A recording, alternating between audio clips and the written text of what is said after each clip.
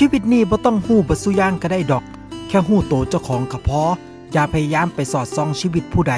อย่าพยายามเอาความฉลาดไปจับผิดคนอื่นอย่าพยายามเบิ่งแต่คนอื่นว่าดีหรือบ่ดี